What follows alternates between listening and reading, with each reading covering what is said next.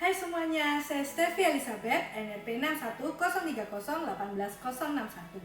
Produk yang akan saya buat adalah Spiku Kenari.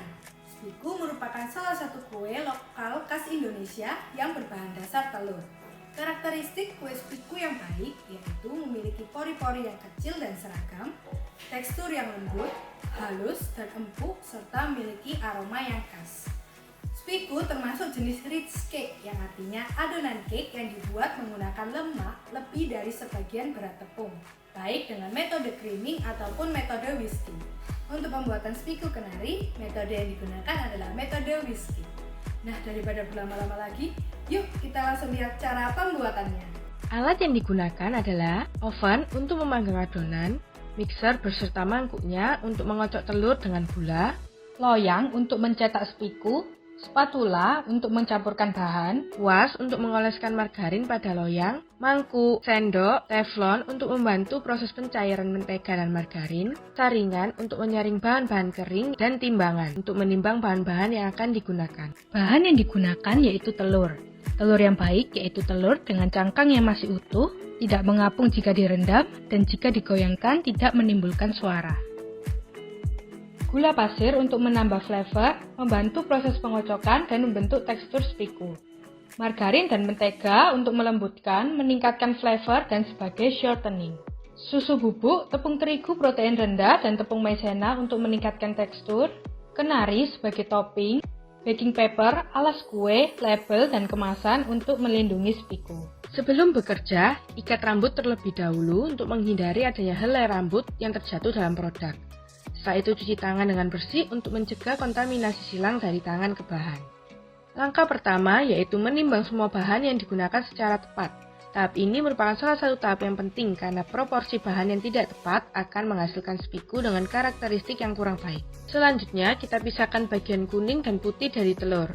Pada pembuatan spiku kali ini, bagian telur yang digunakan hanya kuningnya saja. Akan tetapi jika ingin menambahkan bagian putih telurnya juga bisa dilakukan. Tekstur spiku yang nantinya dihasilkan akan lebih elastis, pori-porinya akan terlihat lebih besar dibandingkan yang memakai kuning telur saja, karena putih telur membentuk busa ketika dikocok dengan mixer.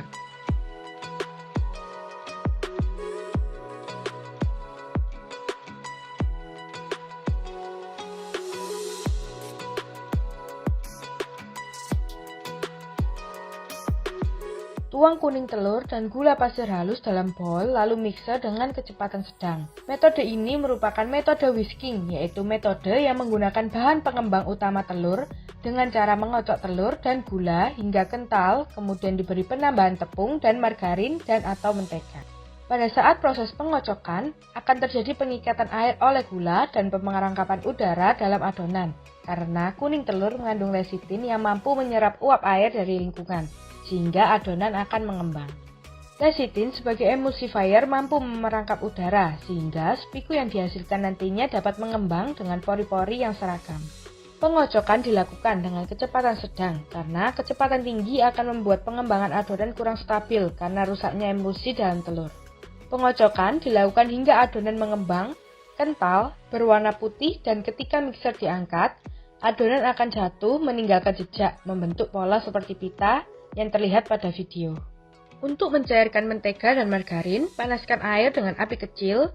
Setelah itu masukkan mangkuk yang berisi mentega dan campurkan dengan margarin. Proses pencairan mentega dan margarin tidak boleh sampai mendidih, karena akan menguapkan air dan merusak ikatan emulsinya, sehingga akan terjadi pemisahan komponen air dan lemak. Apabila hal tersebut terjadi, maka tekstur spiku yang dihasilkan akan menjadi kering, tidak moist, dan tidak lembut. Jika sudah hampir mencair seluruhnya, matikan api lalu keluarkan dan aduk hingga mencair seluruhnya. Lalu diamkan hingga mencapai suhu ruang. Panaskan oven untuk menstabilkan suhu oven sehingga suhunya sudah cukup panas untuk memanggang dan adonan bisa langsung mengembang sesaat setelah dimasukkan. Penyaringan ini dilakukan agar tidak ada bahan yang menggumpal saat dicampurkan ke adonan, karena jika ada bahan yang menggumpal akan membuat adonan tidak bisa mengembang dengan baik.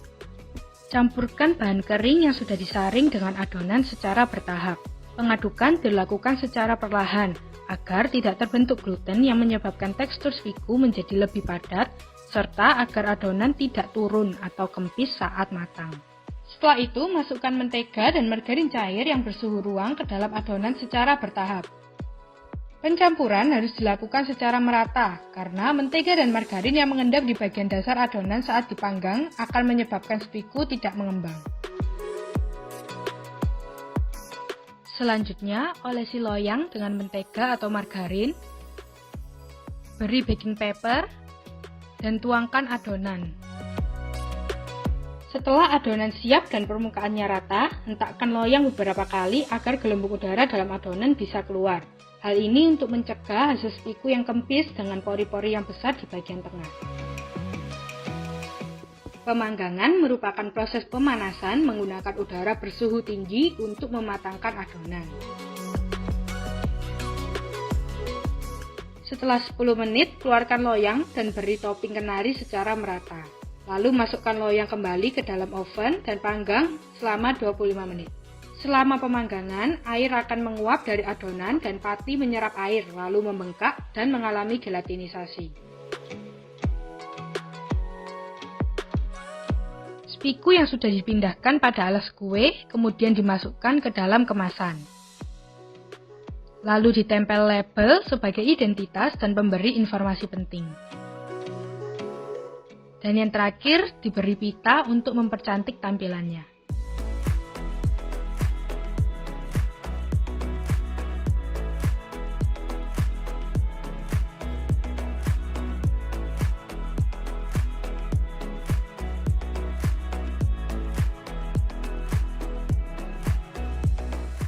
Nah, begitulah cara pembuatan spiritan, spiku kenari mantan.